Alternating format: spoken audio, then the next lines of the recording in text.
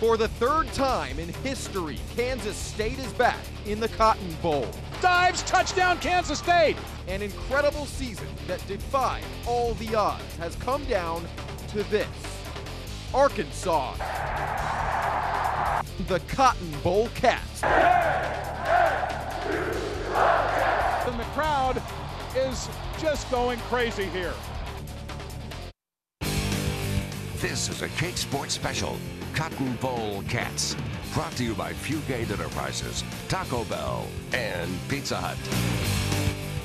All right, welcome in. The Dallas area painted purple tonight as thousands and thousands of K-State fans have traveled south to see the Wildcats in the Cotton Bowl. A pep rally wrapped up just a short time ago. Chris Fry and Jeff Herndon have been covering the Cotton Bowl Cats all week long. The very enviable task of being in Arlington, Texas.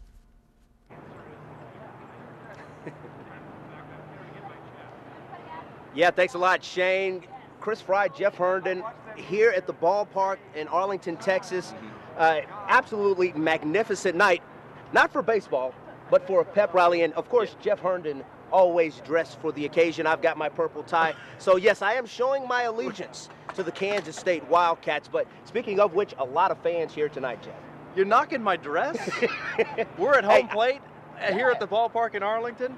Let me tell you, it is a beautiful night. We could play some baseball here. It is gorgeous here. But I want to show you some video we shot just a few moments ago. The pep rally, again, as Shane mentioned, just wrapping up. Players, fans, mostly fans, they estimate about 15,000 fans showed up tonight. I thought it was more like 20, but Rangers officials are telling us it was 15,000. I'm going to say 20,000 because it felt like 20,000. Some of the big news tonight, coming out, some of the fresh news tonight, the athletics director, John Curry, announcing stadium expansion. Bill Snyder Family Stadium, they do have plans to expand it, said it's going to take about $75 million. They showed renderings of the new stadium. It was amazing. The crowd went wild. But of course, despite all of the dignitaries that were here tonight, a who's who among Purple Pride, it was all about the coaches and the players tonight, Chris. Yeah, and that's right. They arrived around 5:30, not arriving fashionably late. They are arriving on time. The crowd erupting as they entered the stadium. And then you had the captain speaking. You had Wichita natives Arthur Brown and Tyson Hartman, and of course the big roar for Colin Klein. And then Bill Snyder coming up, addressing the crowd. And all the bowl games that Coach Snyder has attended and has coached in, he said it gets better every time. And this one tonight here at Arlington, it was in a magnificent atmosphere, an electric atmosphere here at the ballpark in Arlington. Also, as a bonus, former Cat Terrence Newman, he stepped on the podium. He got the crowd riled up as well. So absolutely incredible night here in Arlington. Now, let's talk X's and O's. Let's talk X's and O's for a second. Of course, the big game. We are about 24 hours, almost about 24 hours away from kickoff of the 76 Cotton Bowl. So we're going to break down, we've been breaking down Kansas State all week, but we're going to get into Arkansas for a second. And for that, I brought along a special guest earlier today. All right, we've spent all week talking about Kansas State. Now let's focus on Arkansas for a second. And instead of myself trying to break down the Razorbacks, I'm a sports anchor. I'm not a former football player. Let's bring in a former Arkansas Razorback, the guy who ran between the tackles. This is Michael Smith, former Razorback player. He played with the Hawks from 2005 to 2009, two-time All-SEC performer. So, yeah, he knows a little something about the Razorbacks. Just a little bit, enough to get by. Now, a lot of the talk this week has been how Arkansas is very comparable to Big 12 teams, Oklahoma State, Texas A&M, Oklahoma, because of their spread pass attack. Is that a safe assessment? Absolutely. You know, head coach Bob Petrino, he loves to put that ball in the air. He runs it when he has to. He wants to be balanced. If he had to lack, it would probably be on his defense, and that's kind of what happens in a lot of Big 12 teams. What makes Arkansas's offense so potent, so deadly? Every time they touch the ball, they could score. The wide receivers. It's just as simple as that. You have 4 wide receivers who are all fast. They do different things, but you never know who's going to be hot on any given game. Arkansas, at any given time, they can throw 4, 5, 6 receivers at you, at a defense, and that has played to their advantage for pretty much the entire season. It has, until you get somebody who can rush that quarterback, put enough pressure on that quarterback. But, yeah, these receivers, they're everywhere and nowhere all at once. You could hope to contain them. That would be about it. Tyler Wilson, he's the straw that stirs the drink, but he can't get the ball off unless he has a good offensive line. And the Hogs' offensive line has struggled at times this season. To say that the offensive line has struggled would be, an understatement. It would be you being very, very kind to this Arkansas offensive line. They've taken their lumps. They have a lot of new guys on that line. It's taken them a full year to gel. And if you're saying that Kansas State's defensive line is not up to par, then I'm praying, and I'm like, thank you for both of them. Arkansas's defense, on the other hand, and they have struggled against the run this season, against even mediocre SEC teams. So with Colin Klein and the way he runs that zone read for Kansas State, if the Hogs can't stop Klein, will we see Probably, because the weakness of the defense is the defensive line. That's why I would have to say that the strength is the linebackers, because they have to take on so much, because the defensive line is just letting everything flow through. I think Arkansas, their point of attack will be to put a spy on Colin Klein.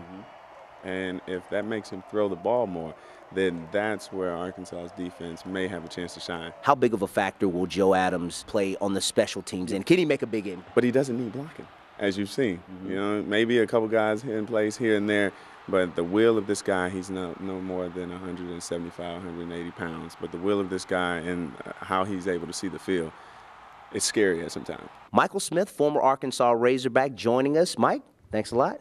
Thanks for having me. All right.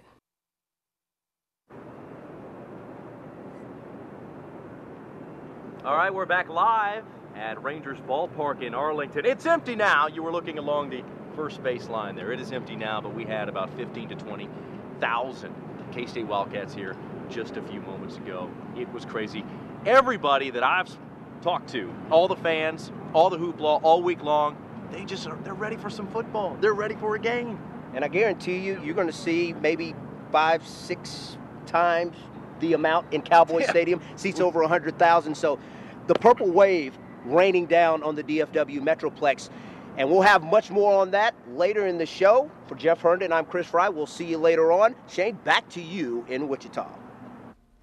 All right, plenty more to come on our look at the Cotton Bowl Cats. Chris Fry is going to sit down with this guy, the original Honey Badger, Optimus Prime. Colin Klein is coming up next. Welcome back into the KAKE Sports Cotton Bowl Cats preview show. When the season began, K-State was picked to finish 8th in the Big 12. When the season ended, K-State finished 8th in the BCS. The 6-time National Coach of the Year, Bill Snyder, entered his 20th season with the Wildcats, not expected to make much noise in the Big 12. And after a 10-7 win over Eastern Kentucky, the noise did not grow. It's probably a blessing in disguise. That we probably thought, I think, offensively. I think a lot of people thought we were better than we really are. But after a bye week, the Cats rolled Kent State 37-0. And at Miami, the sounds of a season on the rise. There's the snap. He's going to run it. Now a jump pass. Touchdown. It is caught.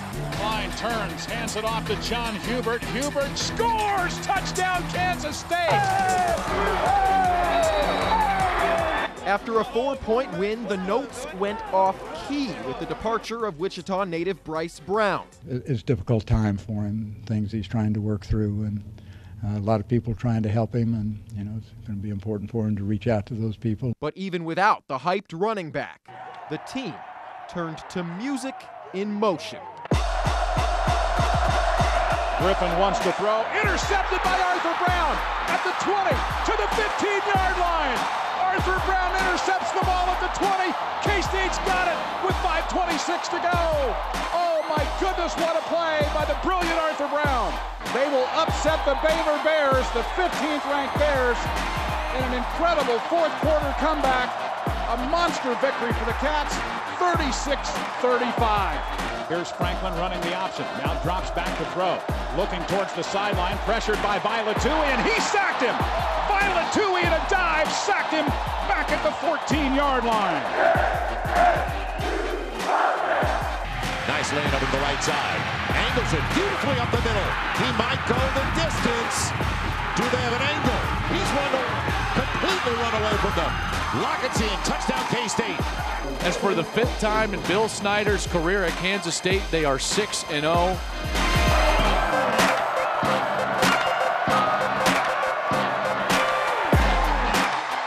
Four huge wins later, the Cats battled 2 Big 12 foes from Oklahoma.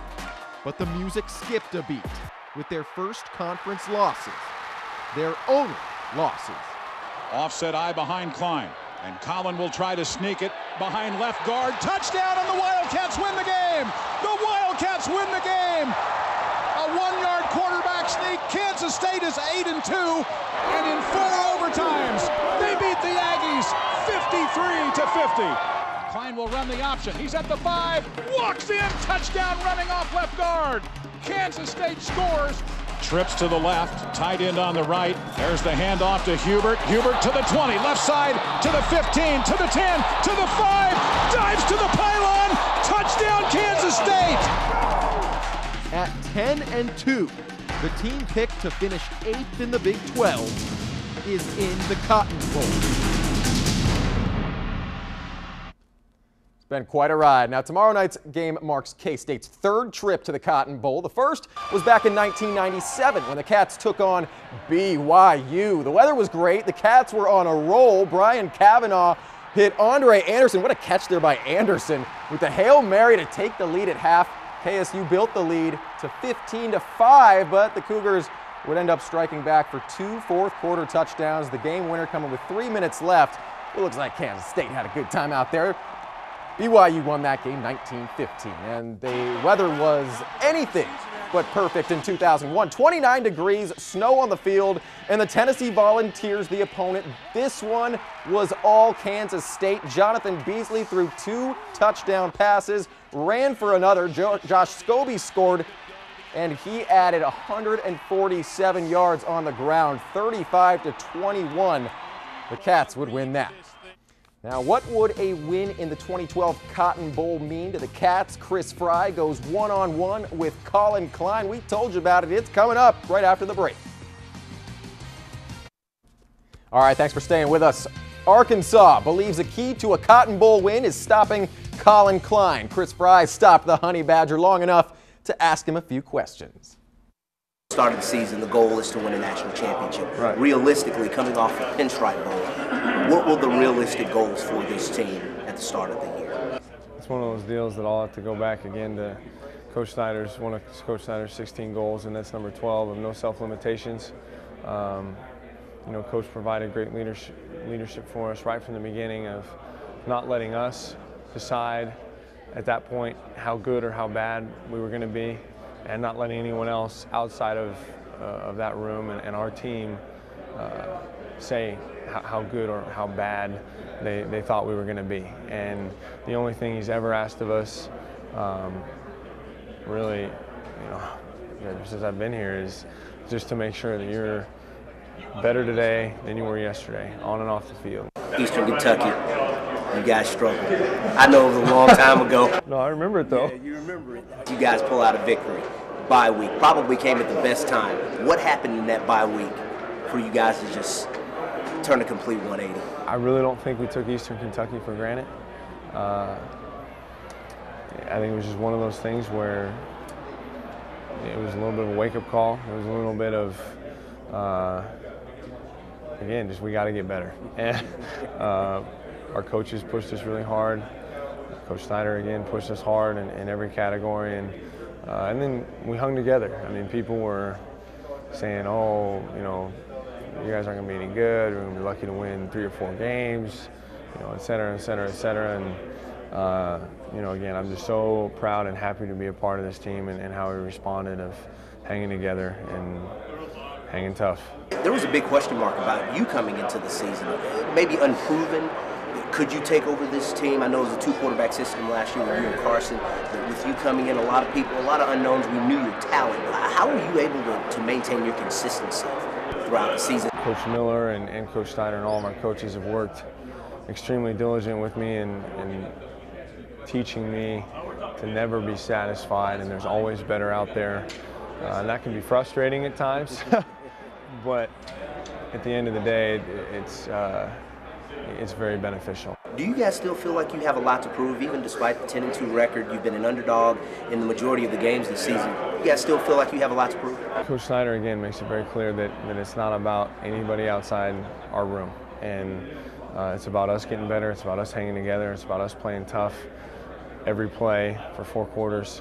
And you know, at the end of the day, that stuff is out of our control, and we just have to do our part and make sure that gets done. And how big of a victory would it be here at the Cotton Bowl? How big of a win would it be for this program to get a win over an SEC team in the national spotlight at the Cotton Bowl, Cowboy Stadium, just everything wrapped up? It'd be huge, and probably more important than anything, it would be finishing what we started.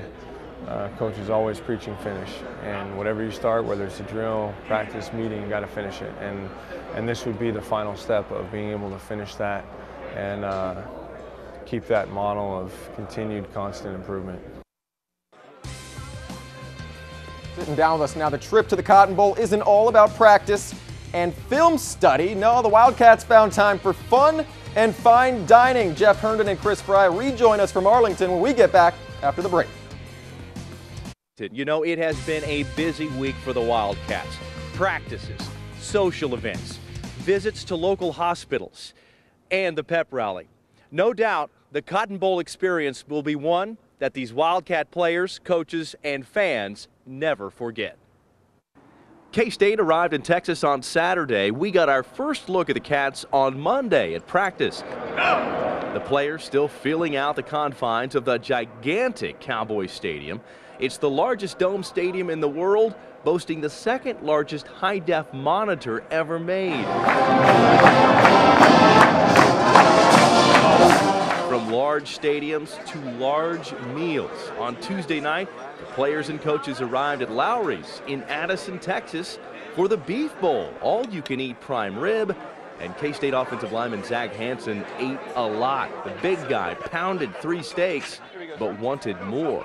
I had 3, and then they ran out, so I couldn't get the 4. I probably would have tried for 4, but you know, I was starting to get a little full. Didn't want to be miserable. There's always guys that are like, oh, I bet you I can eat more than you, you know, especially offensive line. We pride ourselves on eating, so yeah, it was pretty fun. Well, this is obviously another special aspect of the Cotton Bowl. The tradition that goes along with an event like this that happens at the Rose Bowl and at the Cotton Bowl with the Lowry's Restaurants Group is very special. On Wednesday, fans started arriving in Texas. Many came to the K-State bar, Frankie's, in Fort Worth to cheer on their Cats. So when did you get in town?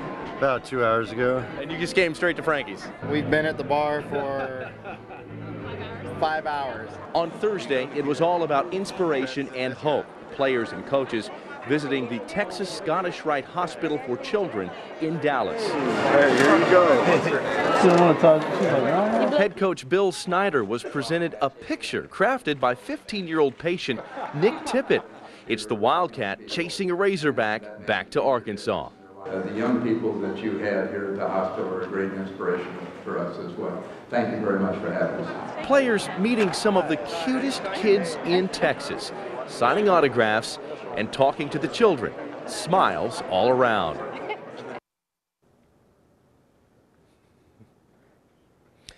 As you can see, it has been quite a week for the Wildcat players, coaches, and fans.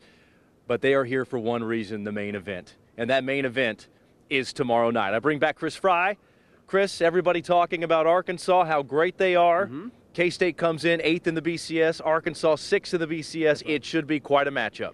You know, there's no secret, Jeff. I mean, we've been speaking about this for the last week and a half. I have a unique perspective on this contest. Being a lifelong Arkansan, covering Kansas State, it's the best of both worlds. And a lot of my colleagues from Arkansas have been asking, you know, what has made Kansas State so good this season? And I give them two names, Bill Snyder and Colin Klein. The team revolves around these two, especially with Klein on the field, the way he's willed this team to victory in game after game after game. And I have to remind my Arkansas colleagues, if the Razorbacks cannot stop Colin Klein, it will be a long night for Arkansas. He's done it every week all year long. Ask Texas A&M. Ask Oklahoma State despite a loss. Ask Missouri. Ask Baylor. Kansas State. And speaking to players this week, John Hubert, for example, I asked him about playing the role of an underdog, a Texas native, and he said the team embraces the role as an underdog. So, Arkansas may be a touchdown favorite over Kansas State, but I believe the Wildcats, they don't care about that because they are going to bring what they've been doing all season long. They're going to bring Colin Klein and what Bill Snyder has taught them, and they're going to come into Cowboy Stadium and they're going to play their game. And they're going to have about 55,000 fans to root them on. It's going to be an incredible atmosphere. Arkansas is going to be in for a rude awakening. Kansas State's offense may be vanilla. Their defense, it might not be the best in the country, but I tell you what, Kansas State fans, we've seen it all season. Kansas State will come to play. No question about it. It's going to be an incredible game at Cowboy Stadium. It is going to be a great game. They expect to sell out. Yes. 80,000 fans plus. Maybe more. You said interesting fact here, the Wildcat players embrace the role of the underdog. The fans I spoke to all week also embrace the role as the underdog. There can only be one winner in the Cotton Bowl. Tomorrow night we'll be here. Shane, back to you. All right, I know those guys want to go take some BP at the ballpark in Arlington, so thank you for your coverage to Jeff Herndon and Chris Fry. Thank you for joining us. We are awaiting kickoff in Arlington, Texas, and we'll have much more Cotton Bowl coverage tonight on our 10 o'clock news and on KAKE.com. Have a great evening, everybody.